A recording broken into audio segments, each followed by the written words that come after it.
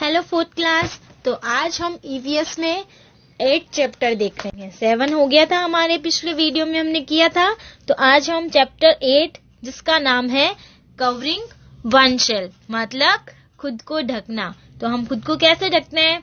कपड़े पहनते हैं ना हम, और वो कपड़े भी अलग अलग फाइबर के बने होते हैं। जैसे सर्दियों में हम स्वेटर पहनते हैं, वो वुल फाइबर होता है ना, वुलन के बने हुए कपड़े हैं, है ना। और गर्मियों में हम कॉटन के कपड़े पहनते हैं। वैसे अलग अलग फाइबर के अलग अलग कपड़े होते हैं, है ना। तो हम इनके बारे में, फाइबर्स के बारे में पढ़ेंगे इस चैप्टर में, ठीक है। तो चलिए चैप्टर शुरू करते हैं। Human beings survive in this world facing a lot of climatic changes. तो जो मनुष्य होता है ना, वो इस दुनिया में सरवाइव करने के लिए बहुत सारे क्लाइमेटिक चेंजेस को फेस करता है। मतलब वातावरण चेंज होते रहते हैं ना, कभी गर्मी, सर्दी, बारिश। तो इनको क्या करना पड़ता है? मनुष्य को सरवाइव करने के लिए क्लाइमेटिक चेंजेस को फेस करना पड़ता है। One undergoes through various seasons like summer, winter, autumn and rainy। और इनमें बहुत सारी अलग अलग सीजन्स होती है, जैसे कि समर गर्मी, सर्दी सरद और बारिश। ये सब सीजन होते हैं अलग अलग। In order to survive in these changing seasons, human being protect themselves and their bodies by covering with clothes. तो इन सीजन से खुद को प्रोटेक्ट करने के लिए, खुद को बचाने के लिए और सरवाइव करने के लिए, जिंदा रहने के लिए मनुष्य क्या करता है? अपने आप को और अपनी बॉडी को बचाने के लिए खुद को कपड़ों से कवर करता है, ठीक है। These clothes are manufactured from long thread known as fiber। और ये जो कपड़े होते हैं ना, ये लंबे धागों से बने होते हैं, और उन धागों को हम क्या कहते हैं? फाइबर कहते हैं। These fibers are woven to make fabric। तो ये फाइबर ही होते हैं, इनको बुनकर क्या बनाया जाता है? फैब्रिक बनाया जाता है, कपड़े बनाए जाते हैं इन धागों को बुनकर, ठीक है। तो हमने क्या देखा कि यहाँ इस दुनिया में क्या है? क्लाइमेटिक चेंजेस होते रहते हैं, और मनुष्य को जिंदा रहने के लिए इन क्लाइमेटिक चेंजेस को फेस करना पड़ता है, ठीक है। और इसमें बहुत सारी सीजन आती है, डिफरेंट सीजन, जैसे समर, विंटर, ऑटम, रेनी। तो ये सीजन्स आती है, और इन अलग अलग सीजन में हमें अलग अलग तरह के कपड़े पहनने पड़ते हैं। तो खुद को सरवाइव करवाने के लिए इस दुनिया में और बचाने के लिए मनुष्य क्या करता है? अपनी बॉडी को कपड़ों से कवर करता है ना, कपड़ों से ढक के रखता है, ठीक है। और ये जो कपड़े बनते हैं ना, वो लंबे लंबे धागों से बने होते हैं, और इन धागों को क्या कहा जाता है? फाइबर कहा जाता है, ठीक है। और इन फाइबर को बुनकर ही फैब्रिक बनाया जाता है, ठीक है। आगे हम देखते हैं, फाइबर्स आर ऑफ 2 टाइप्स। और फाइबर्स भी कितने प्रकार के होते हैं? 2 प्रकार के होते हैं। कौन कौन से? Natural fibres and man made fibres. Natural fibre मतलब जो हमें प्रकृति से प्राप्त होते हैं, नेचुरली प्राप्त होते हैं, वो किस में आएंगे? नेचुरल फाइबर्स में। और मैन मेड फाइबर्स में क्या आएगा? जो हमें प्रकृति से नहीं मिले, मनुष्य ने जिनको बनाया है, वो किस में आएंगे? मैन मेड फाइबर्स में, या फिर हम उनको आर्टिफिशियल फाइबर्स भी कह सकते हैं, ठीक है ना। Let us discuss about these fibers in detail। तो चलिए इन फाइबर्स के बारे में हम डिस्कस करते हैं डिटेल में, ओके। फर्स्ट देखते हैं natural fibres. These are obtained from plants और एनिमल्स। तो जो नेचुरल फाइबर्स होते हैं वो प्लांट्स से और एनिमल्स से ऑब्टेन किए जाते हैं। मतलब पेड़ पौधों से और जानवरों से जो फाइबर ऑब्टेन किए जाते हैं, प्राप्त किए जाते हैं, वो किस में आते हैं? नेचुरल फाइबर्स में। पेड़ पौधों से और जानवरों से जो फाइबर प्राप्त किए जाते हैं वो आते हैं नेचुरल फाइबर्स में, ठीक है। Cotton, linen and jute are extracted from the plants. तो कॉटन, लिनन और ये जूट जो है वो प्लांट्स से प्राप्त होते हैं। और wool and silk are obtained from the animals. और जो वूल होता है मतलब ऊन वगैरह होती है, और जो सिल्क होता है तो वूल और सिल्क जो है वो किससे प्राप्त होता है? एनिमल से प्राप्त होता है। Hence these are known as natural fibre. इसीलिए ये क्या कहलाते हैं? नेचुरल फाइबर्स कहलाते हैं। Among natural fibres we have, तो नेचुरल फाइबर्स में जो जो आते हैं हम उनको देख लेते हैं पहले, ठीक है। तो पहले तो ये देखो कि चाहे पेड़ पौधों से प्राप्त हो चाहे जानवरों से प्राप्त हो, मतलब नेचुरली प्राप्त हो रहा है, हमें नहीं बनाना पड़ रहा है। चाहे पेड़ पौधों से मिल रहा हो चाहे जानवरों से मिल रहा हो, दोनों से प्राप्त होने वाले फाइबर क्या कहलाते हैं? नेचुरल फाइबर्स कहलाते हैं, ठीक है। तो नेचुरल फाइबर्स में पहले हम देखते हैं jute. It is obtained from A plant. तो जूट जो है वो प्लांट से ऑब्टेन किया जाता है, प्लांट से प्राप्त किया जाता है। It is used for making guinea bags, ropes and carpets. तो जूट जो है वो प्लांट से प्राप्त किया जाता है और इसका उपयोग कहाँ होता है? गिनी बैग्स बनाने में, रस्सी बनाने में और कारपेट्स बनाने में। देखो ऐसे जूट के बैग आते हैं ना, ये है गिनी बैग, ठीक है। अब देखो coir. It is obtained from the external portion of the coconut. तो जो नारियल होता है उसका जो एक्सटर्नल पोर्शन, जो बाहर वाला पोर्शन होता है ना, उससे यह कोर प्राप्त किया जाता है। It is used in the manufacturing of doormats, ropes and so on. और इनका उपयोग कहाँ का होता है? डोरमैट बनाने में, रस्सियां बनाने में और भी बहुत सारी चीजें बनाने में इसका इस्तेमाल होता है। अब हम देखते हैं silk. It is obtained from silk worms. Silk जो होता है ना वो सिल्क के कीड़े से प्राप्त किया जाता है, ठीक है ना। सिल्क का कीड़ा होता है एक, उससे प्राप्त किया जाता है। These worms nourish on mulberry leaves for about 5 weeks. तो ये जो कीड़ा होता है ना, ये कौन से पेड़ पे पाया जाता है? मलबेरी, शहतूत का जो पेड़ होता है ना, शहतूत की पत्तियों पर पाया जाता है। उनको खाकर ये अपने आप को क्या करता है? नरिश करता है। तो ये जो कीड़ा होता है ना सिल्क का, ये क्या करता है? मलबेरी लीव्स को खाकर अपने आप को नरिश करता है। और यह मलबेरी पेड़ पर कितने समय के लिए रहता है? 5 वीक्स के लिए। कितने वीक्स के लिए? 5 हफ्तों के लिए, ठीक है। 5 हफ्तों तक ये क्या करता है? मलबेरी लीव्स को खाकर अपने आप को नरिश करता है। The fibres extracted from the silk worms are used for preparing silk clothes. और इस सिल्क वर्म से जो फाइबर प्राप्त किया जाता है ना, उस सिल्क का उपयोग सिल्क के कपड़े बनाने में किया जाता है, ठीक है ना। देखो ये रहा फोटो में, देखो ये रहा सिल्क वर्म, ठीक है। ये क्या करता है? अपने चारों तरफ देखो ऐसे दिख रहा ना, ये ऐसे धागे में संरचना में अपने आप को बंद कर लेता है। इसको क्या कहते हैं? कोकून कहते हैं, जो दूसरी पिक्स है, ठीक है। और फिर इस कोकून से सिल्क प्राप्त करके फिर ऐसे कपड़े बनाए जाते हैं। तो पता चला।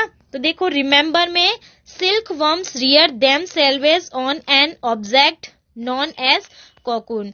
तो सिल्क वर्म क्या करता है? अपने आप को एक ऑब्जेक्ट में बदल देता है, ऑब्जेक्ट के रूप में रहता है, ठीक है ना। ये जो बताया ना मैंने सेकंड पिक्स, देखो अपने चारों तरफ धागेनुमा संरचना बनाता जाता है अपने चारों तरफ। तो इस संरचना को क्या कहा जाता है? कोकून कहा जाता है, ठीक है। अब हम देखते हैं नेक्स्ट पेज पे आ जाओ। नेक्स्ट पेज पे है wool. Wool is obtained from the body of animals like sheep, camel and so on. तो वूल जो है वो जानवरों की बॉडी से प्राप्त किया जाता है, जैसे कि शिप, कैमल एंड और भी दूसरे जो जानवर हैं उनकी बॉडी से वूल प्राप्त किया जाता है। Long fibres are made from spinning long thread. तो जो लॉन्ग फाइबर होते हैं ना,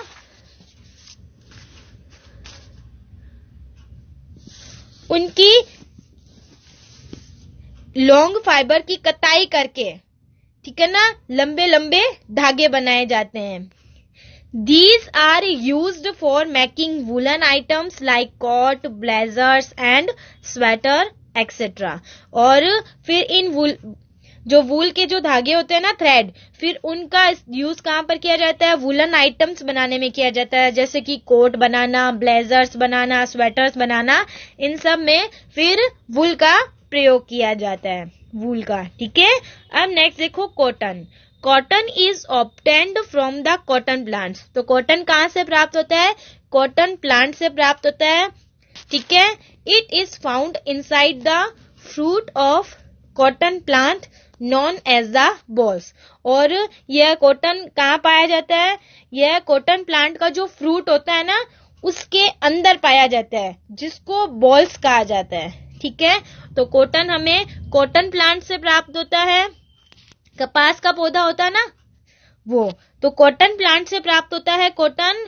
और ये जो कॉटन जो होता है ना, वो कॉटन प्लांट के फ्रूट के अंदर पाया जाता है, जिसको बॉल्स कहा जाता है। ठीक है, the farmers pick out cotton from these bolls. तो किसान क्या करते हैं? ये जो कॉटन के अंदर, कॉटन फ्रूट के अंदर जो बॉल्स होती है, उन बॉल्स से क्या करते हैं? कॉटन बाहर निकाल लेते हैं। The cotton ball has thin fibres inside it. Cotton boll के अंदर क्या होता है? पतला फाइबर होता है कॉटन बॉल के अंदर। These fibres are twisted to make long thread. और इन फाइबर को ट्विस्ट करके लंबा थ्रेड बनाया जाता है। ठीक है, नेक्स्ट लाइन देखो, the weaver prepares fabric from these fibres. और जो बुनकार होता है ना, वो इस फाइबर से फैब्रिक बनाते हैं। ठीक है, the weaver use a machine. द वीवर uses a machine for this purposes known as a loom। तो जो बुनकर होते हैं ना, वो इस धागे से क्या करते हैं? इस धागे को बुनते हैं ना, तो उसके लिए एक मशीन काम में लेते हैं। उस मशीन को क्या कहा जाता है? लूम कहा जाता है। तो इन कॉटन के फाइबर्स को बुनने के लिए जो मशीन काम में आती है, तो उस मशीन को क्या कहा जाता है? लूम कहा जाता है। ठीक है, these fabrics are coloured into different colours. और ये जो फैब्रिक होते हैं ना, इनको क्या किया जाता है? फिर अलग अलग, बहुत सारे अलग अलग कलर्स में इनको कलर किया जाता है। The process of colouring is known as dyeing. और ये जो प्रोसेस होती है इन कपड़ों को कलर करने की, तो इन कपड़ों को कलर करने की प्रोसेस क्या कहलाती है? डाइंग कहलाती है। And the person doing it is known as dyer. और जो आदमी ये डाई करने का काम करता है ना, उसको डायर कहते हैं। ठीक है, आ गया समझ में? In order to make fibres look attractive, beautiful designs are painted on it. और ये फाइबर और भी ज्यादा अट्रैक्टिव लगे, आकर्षित लगे, उसके लिए इन कपड़ों के ऊपर क्या किया जाता है? चित्रकारी की जाती है, अच्छी अच्छी, सुंदर सुंदर। ठीक है, तो ये हमने कॉटन के बारे में पढ़ा। इसमें रिमेंबर में देखो पहले shearing. It refer to the shaving of sheep's skin. Sheep की स्किन को शेव करना, इस प्रोसेस को क्या कहते हैं? हम शेयरिंग कहते हैं। उसके ऊपर से वो बाल निकालते हैं ना, उसको क्या कहते हैं? शेयरिंग कहते हैं। उससे वूल प्राप्त होता है हमें फिर, है ना। और इधर देखो रिमेंबर में spinning, the process of preparing long thread from cotton bolls is known as spinning. तो एक ऐसी प्रोसेस जिसमें कॉटन बॉल से लंबे लंबे धागे प्राप्त किए जाते हैं, वो प्रोसेस क्या कहलाती है? स्पिनिंग कहलाती है। ओके, अब हम देखते हैं synthetic fibres. Synthetic fibres are prepared from chemicals in the factories. तो सिंथेटिक फाइबर कैसे बनाए जाते हैं? फैक्ट्रीज में केमिकल्स का यूज करके, रसायनों का यूज करके सिंथेटिक फाइबर बनाए जाते हैं।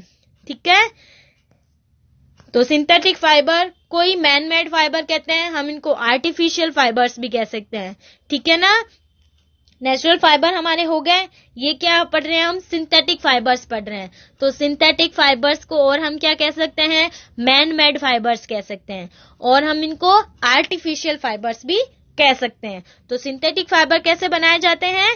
फैक्ट्रीज में केमिकल का इस्तेमाल करके सिंथेटिक फाइबर बनाए जाते हैं।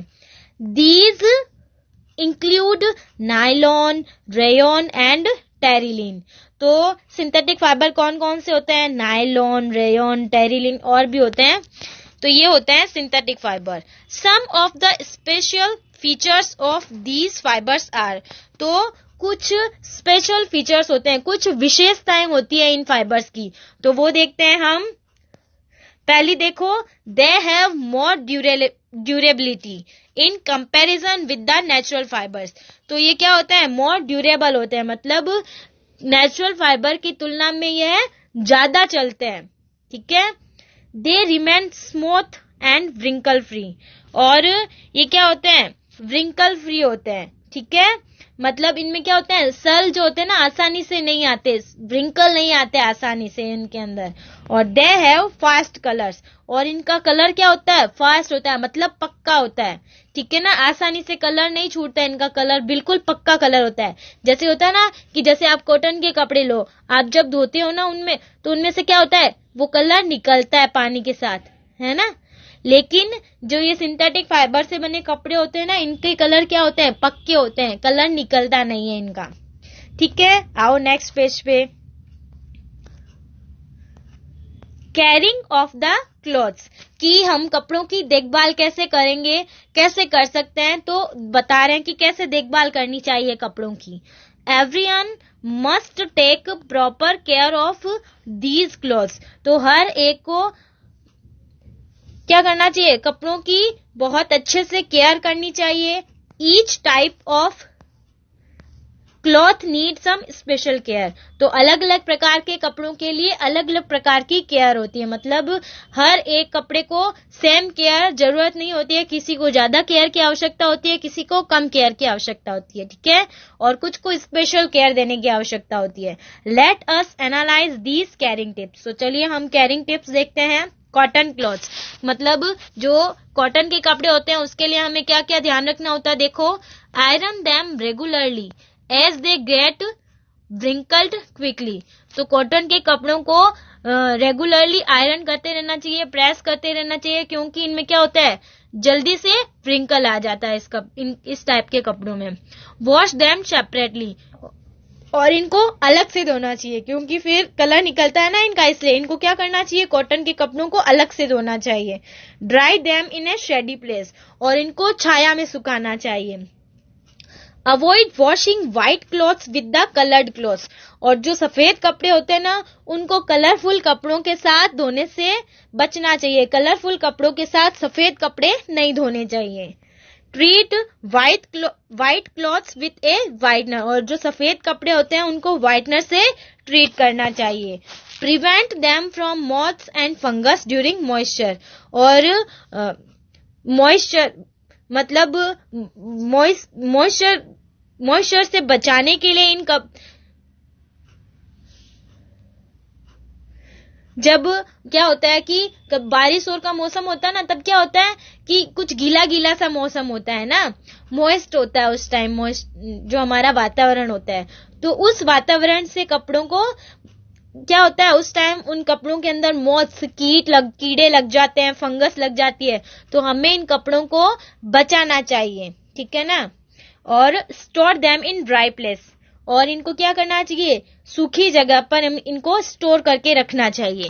ठीक है, अब हम देखते हैं silk clothes. Silk is a very soft and delicate fibre, तो सिल्क जो होता है वो बहुत ही सॉफ्ट और नाजुक फाइबर होता है। Dry clean them as they may lose their shine, तो एज सिल्क वाले कपड़ों को हमेशा ड्राई क्लीन करवाना चाहिए, नहीं तो फिर क्या होता है? ये अपनी शाइन खो देते हैं। अगर आप ड्राई क्लीन करने नहीं दोगे और घर पे धोगे ना उन कपड़ों को, सिल्क के कपड़ों को, तो क्या होगा? धीरे धीरे उनकी शाइन जो होती है ना वो खत्म होती जाती है, कपड़ा फिर शाइन नहीं करता है, चमकता नहीं है। तो इसकी चमक को बरकरार रखने के लिए इसे ड्राई क्लीन करवाना चाहिए। Store them in dry place to avoid decay due to moisture, और इनको क्या करना चाहिए? सूखी जगह पर, ड्राई प्लेस पर इनको स्टोर करके रखना चाहिए, ताकि क्योंकि अगर मॉइस्चर होगा ना वहां पर तो क्या होगा? ये खराब होना शुरू हो जाते हैं, इसलिए इनको सूखी जगह पर स्टोर करना चाहिए। फिर है तीसरा, store them with dried neem leaves to avoid being eaten by the moth, और कीड़े ना लगे इन कपड़ों में, उसके लिए क्या करना चाहिए, इन कपड़ों के साथ सूखी नीम की पत्तियां रखनी चाहिए ताकि कीड़े इन कपड़ों को नहीं खा सके। फिर है last, iron them mildly with hot iron. तो जो गरम प्रेस होती है ना, तो उसको क्या करना चाहिए, हल्का गरम रखना चाहिए, हल्का गरम करके इन पर प्रेस करनी चाहिए, ठीक है ना। ज्यादा गरम प्रेस हो तो उसको आप फिर प्रेस नहीं कर सकते, ठीक है। हल्की गरम हो गई आपकी प्रेस, तभी आप सिल्क वाले कपड़ों को प्रेस करो, ठीक है। अब हम देखते हैं woollen clothes. Wool is also a delicate fibre and need special attention. तो वूल भी क्या होता है, एक नाजुक फाइबर होता है और इसको भी एक स्पेशल अटेंशन की जरूरत होती है। ड्राई क्लीन देम, उनको भी ड्राई क्लीन कराना चाहिए। Avoid washing them in A washing machine, और वॉशिंग मशीन में धोने से बचना चाहिए। जो भी ये जो वुलन के कपड़े होते हैं ना, उनको वॉशिंग मशीन में धोना नहीं चाहिए।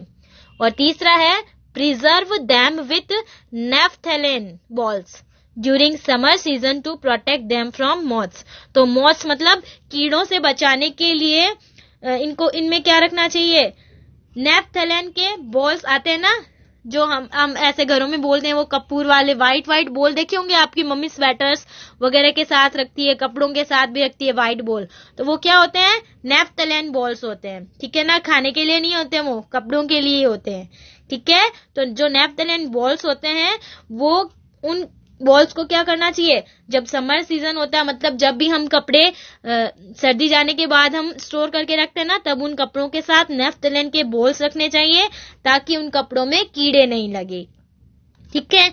अब लास्ट देखते हैं हम नायलॉन टेरेलिन क्लॉथ्स। और जो नायलॉन और टेरेलिन के क्लॉथ्स होते हैं, मतलब जो भी सिंथेटिक फाइबर से बने कपड़े होते हैं, उनके लिए केयर देखो। These clothes need less care and attention. तो इस प्रकार के जो कपड़े होते हैं ना, उनको बहुत ही कम केयर की आवश्यकता होती है, बहुत कम अटेंशन की आवश्यकता होती है, मतलब हमें ज्यादा ध्यान देने की आवश्यकता नहीं होती है ऐसे कपड़ों में। अवॉइड स्टोरिंग देम वेट, कि मतलब हम उनको स्टोर करें कब, जब वो अच्छे से सूख जाए तब। अगर हल्के से गीले हैं और हम उनको स्टोर कर रहे हैं, तो इस चीज से हमें बचना चाहिए, ठीक है। Allow them to dry and then iron, और उनको हमें अच्छे से सूखने देना चाहिए, उसके बाद उस पर आयरन करना चाहिए। वैसे ज्यादा आयरन की जरूरत पड़ती नहीं है, अगर आप आयरन कर भी रहे हो, हल्का सा आयरन करना पड़ता है। और क्या करना पड़ता है कि बहुत अच्छे से सूख गया है वो, तब आप हल्का सा आयरन कर सकते हो। वैसे आयरन की ज्यादा आवश्यकता इन पे नहीं होती है, ठीक है। तो ये आपका चैप्टर हमने पूरा रीड कर लिया है। चलिए अब हम क्वेश्चन आंसर देख लेते हैं इस चैप्टर के। Tick the correct, fibre are of two types, B पे टिक लगा लो। सेकंड है natural fibres are obtained from plants and animals, A tick लगा लो। Coir is obtained from exterior of coconut, B. 4 पे आएगा C, shaving of sheep's skin is regarded as shearing, okay. Blank में देखो, silk and wool are natural fibres, coir is use for making rope, nylon first appear in New York and London. और 4 है nylon clothes do not need ironing, ठीक है। आप हमने ये ऊपर वाला नहीं देखा, फैक्ट बॉक्स में देखो, nylon first appeared in New York and London, that's why it is known as nylon. तो नायलॉन को सबसे पहले न्यूयॉर्क और लंदन में देखा गया था, इसीलिए इसको नायलॉन कहते हैं। एंड न्यूयॉर्क का एन और न्यू का एन और यॉर्क, न्यूयॉर्क है ना, तो इन दोनों वर्ड का पहला वर्ड एन और वाई आ गया, और लंदन का एल ओ एन आ गया, इसीलिए दोनों को मिलाकर नायलॉन कहा जाता है। इसको समझ गए आप। अब हम देखते हैं C, complete the following words. तो पहले में आ जाएगा S, H double E P, दूसरे में S I L K W O R M S, silk worms. तीसरा है fibres, F I B R E S, और चौथा है cotton, C O double T O N, okay. Next page पे आ जाओ। D, match the following, gunny bags को C, jute से मैच करवाओ, डोरमेट को डी, कॉर से मैच करवाओ, स्वेटर को ई, वुल से मैच करवाओ, सिल्क साड़ीज को बी, सिल्क से मैच करवाओ, और 5 है कलरिंग क्लॉथ्स को ए, डाइंग से मैच करवाओ, ओके। उसके बाद है ई, 1 या 2 वर्ड में आंसर देना। The fibre obtain from sheep, wool. 2 natural fibre, silk, cotton.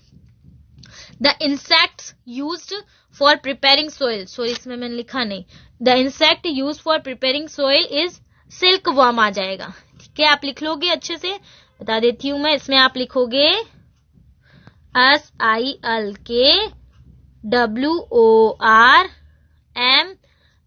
Silk worms. Okay, उसके बाद है fourth, 2 man made fibres, nylon, rayon. और फिफ्थ है the clothes worn in some, worn आ रखा है तो आप वर्म की जगह वॉर्न लिख लो, WORN, M की जगह N। तो जो कपड़े गर्मी के सीजन में पहने जाते हैं वो कौन से होते हैं? कॉटन के कपड़े होते हैं ना, तो आप लिख लो कॉटन, कॉटन, कॉटन क्लॉथ लिख सकते हो आप पूरा इसमें। ठीक है, उसके बाद F देखो, answer the following questions. First है how can we take care of cotton clothes. तो पेज नंबर 35 पे आ जाओ आप, सबसे ऊपर आ रखा है कॉटन क्लॉथ्स, यहां से लेकर जहां तक ये खत्म हो रहा है ना, store them in dry place, तो ये 1 का आंसर है। ठीक है, फिर है second question, explain the uses of woollen clothes. तो मैंने लिखा है woollen clothes keep the body warm and protect it from the cold winds. Also the air trapped between the woolen fibers prevent the flow of heat from the body to the cold surroundings. ठीक है, उसके बाद तीसरा है how is wool obtained. तो page number 34 पे ऊपर ही ऊपर आ रखा है, वुल में, wool is obtained from the body of animals like sheep, camel and so on. ये है थर्ड का आंसर। ठीक है, उसके बाद है last question 4, explain the qualities of synthetic fibres. तो क्वालिटीज बतानी है सिंथेटिक फाइबर की, पेज नंबर 34 पे लास्ट में।